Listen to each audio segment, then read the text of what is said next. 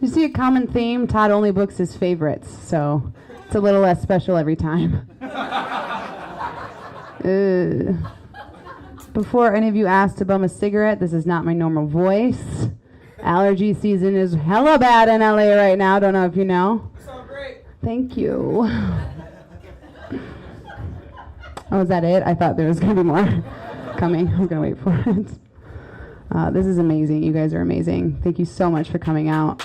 His mom, holy shit. What? Who saw that coming? Not me. Not at all. I mean, my mom's dope, I guess, but I've actually been on the phone with my mom a lot recently because I've needed some advice on just like being a normal adult. I have this debt I'm trying to get rid of, right? And so I've like called my mom. I actually called my mom, my stepdad, my dad, my oldest brother, and my uncle, all telling them the same thing, like advice on this debt. But it was really more just like showing awareness that I need money. Because like, of course, I was hoping for someone to be like, you know what? I'll give you a personal loan. Pay me back whenever, no interest. But like, I grew up in like a tiny one-story house, like barely made it by all my life. Like, what did I think was gonna happen? My mom was like, yeah, guess what, sweetie? We're secret millionaires. We just hid it your whole life. Under the bunk bed you and your brother shared. In the dashboard of our 1998 Chrysler convertible. You know, no big deal. Your daddy was going to be on Shark Tank, but he just didn't make it. Not enough personality. No one gave me shit. So I still have this debt. If anyone has a personal, it's only $10,000. It's not that much. I'm 27. My boyfriend told me he was 40 grand in debt from student loans. I was like, what? It's still early. Peace out. You're suckers. If you have student loans, what? Just do what I did. Drop out. I'm doing amazing. I got this shirt for free from my boss. What? You're insane. You're going to be paying that back till you're dead. For real. No, I didn't finish college. You know why? Because I figured out almost immediately it's not what it's like in the movies, like at all. I thought it was going to be fall all year round. I thought there's going to be people playing frisbee in the quad. There was no quad. I searched around during all of my classes. I never found it. It was the final straw when I drunkenly told my professor that I was in love with him, that I was like, I should probably get out of here. This is not for me. I did too, Professor Doug. Never forget. I was kidding, I drink almost every night trying to. I'll be back there. He did write me back though, after an email this. I was like, I know you feel it too. That's why you sat me so close to you, right? And he just sent back, thanks, Anna, see you around. Signals were mixed.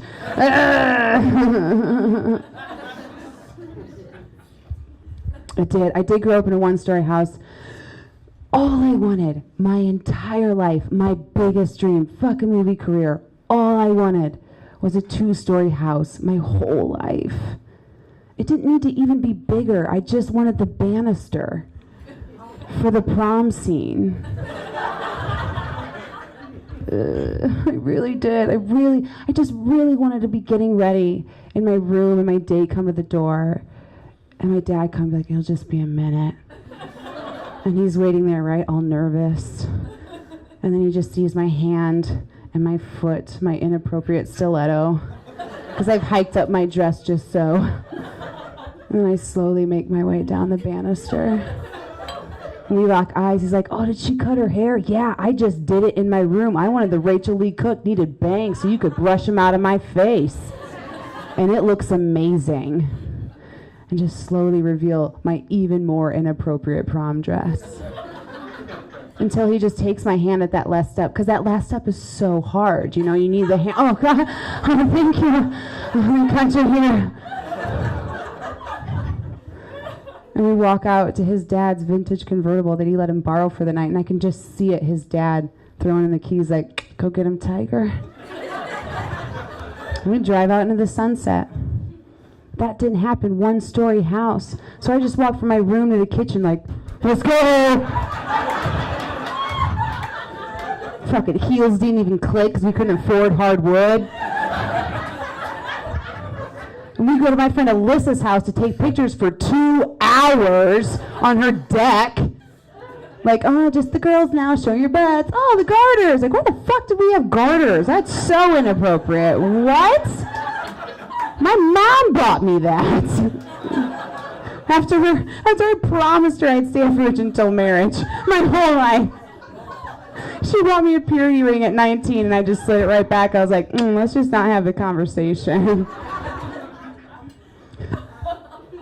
Can't even find those pictures because they're not in my tiny hand computer, you know? Like, so what was the point?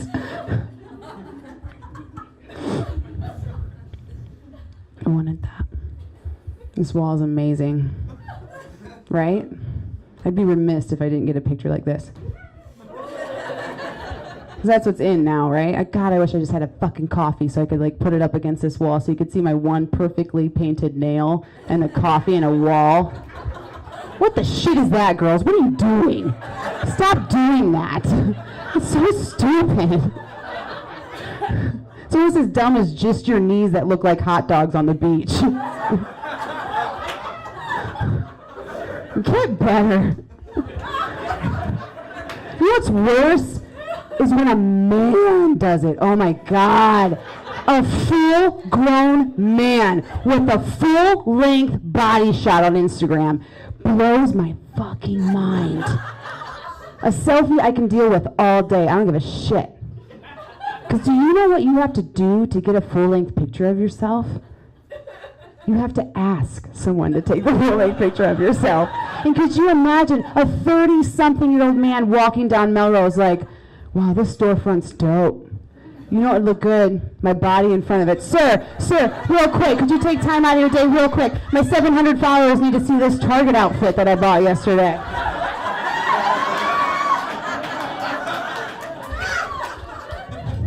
$80 likes, 80 likes.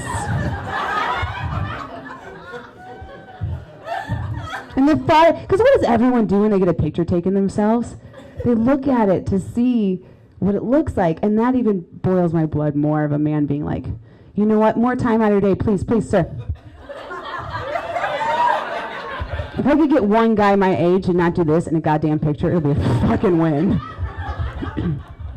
Or to stop listening to the goddamn Chainsmokers, come on. After that response, I'm not going to do that joke. It's a little too... I just have an issue with them. I have an issue. I'm going to do it. I can't stop thinking about it. Okay, so, some of you don't know who the Chainsmokers are. If you don't, they're what all the kids are listening to these days. They're two overprivileged white douchebags. Maybe, I think they're between 27 and 33 that make music, but they're DJs. So they have 2 jobs. It's to go like this on a turntable, jump on that turntable, and go, everybody fucking scream! Okay, so my boyfriend's performing at a music and comedy festival, and the 2 headliners, we only have time to see one show the whole weekend. It's the Chainsmokers and Aerosmith. Have you heard of Aerosmith? Yeah, would have been a better choice. But we were like, let's not be traitors to our generation. Let's go to the Chainsmokers. This whole time, I still think they're a band, because that one song they have on the radio is my jam, obviously. I'm not an idiot. So we go, and I see the setup. I'm like, what's happening? And then I see all these sad. If you want to feel good about your life, buy some fucking tickets to the Chainsmokers. Look around you and say, I'm doing good. Pat yourself on the goddamn back. Because we're not doing drugs anymore, apparently. Not normal ones, not weed, not coke. We're sticking shit up our butts. We're snorting fucking anything anyone gives us. I don't know what was happening with these people. I saw a vagina that night because the girl fell with a dress and no underwear. I swear to God. And the whole while we're sitting there like, what? And we're dead sober. He's got to perform. He's dead sober. I wasn't sober. 45 seconds in the concert, they come out, They start pressing their buttons. The less attractive one jumps on the thing and he goes, everybody fucking, and he falls to the ground. One of his 2 jobs he gets paid millions of dollars to do, he fucks up immediately. And I'm at this point, I'm enthralled. I'm like, I gotta know what's happening. What is with these guys? Why are there thousands of people here? So I do my research. I go online, rollingstone.com. Again, have you heard of it? Huge publication. These 2 douchebags go in there and they have a couple quotes I want to share with you. One of which is, again, he goes, I knew I wanted to get famous because I had to fuck a model. Swear to God, verbatim quote. And then another one, they got asked, they go, what's this mysterious number on your website? And he goes, oh, that's our dick sizes, tip to tip. Look it up. I tell you the number, but it's irrelevant. Any guy that has to tell you his dick size, it's 2. And the whole time I'm thinking, I'm like, I know the logical reasoning is probably they measured it separately and then added. But I think that these 2 a-holes fucking went tip to tip with boners. Someone get this! Let's put it on our website! I know they did.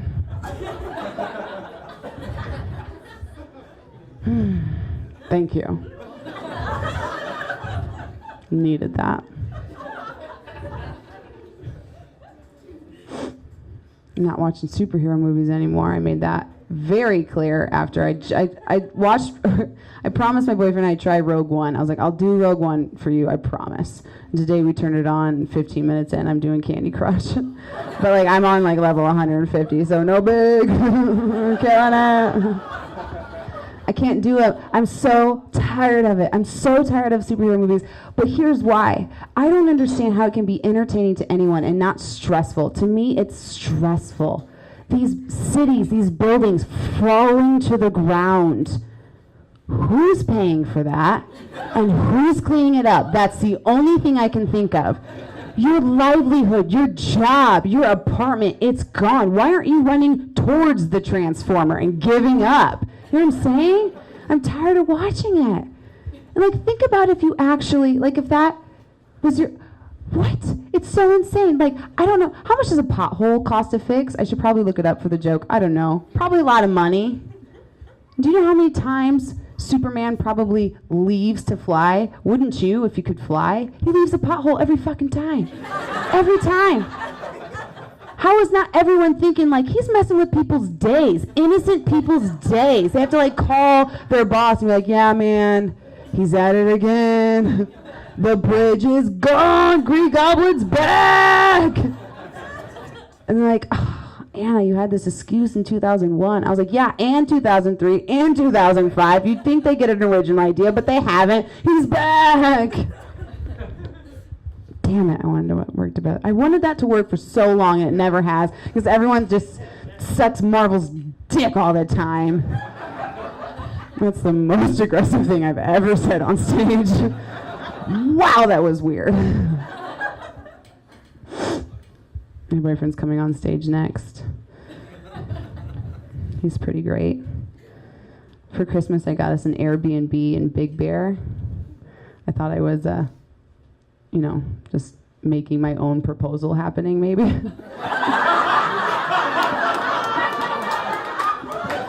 I was like, I'll drop the 400, babe. You just bring the ring. Then we drive up the whole time, like, I got you so fun. Oh, this manicure, I didn't know, I just got it.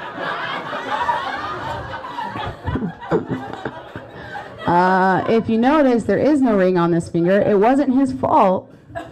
It was Airbnb's fault. Because we were supposed to go down on a Friday, and on a Wednesday, I got an email that was like, hey, sorry about you and your future plans. Your trip's been canceled. And I was like, what the fuck? And they're like, oh, you know, you can do all these things, blah, blah, blah. But they weren't very helpful at all. I called multiple times. I got him in on it, ruined the surprise. And I was like, can you call? You know, we're emailing. And I was like, this is my new motivation to get crazy famous. Because if I had like a couple million followers, I could just tweet at Airbnb and be like, hey, everyone delete Airbnb, and everyone would do it. You know? That's where we are in this day and age. I just want fame to fuck with businesses that fuck with me. At this point, you guys are like, oh my God, she's so charming and affable. I wish she would take care of our kids. And it's like, that can happen. I do. I take care of children all the time. I'm a nursery school teacher. What? Remember when I said I didn't graduate college? They didn't ask. Beverly Hills moms will pay almost anything to get rid of their children for 3 hours, I swear to God. It's crazy. It's crazy. So nursery school, that's 2 years old. And here's my thing. Oof. Dude, they're fun. No, they're not. If you're going to send your 2-year-old to nursery school, you have to have taught them what their business is called, okay? Because that's not on me. That's not the job I signed up for. The other day I was changing the diaper of a little boy, and this little girl walks up and she goes, what's that? And I was like, oh shit. I was like, it's belly button. And she's like, no, what's that? And so I look at the other teacher I work with and I go, what do I do? And she goes, just tell her what you call it. She has to learn. I go, she gonna learn today. I said, little girl, that's his dick. I'm Anna Simeri. Thank you so much. Give it up for Todd.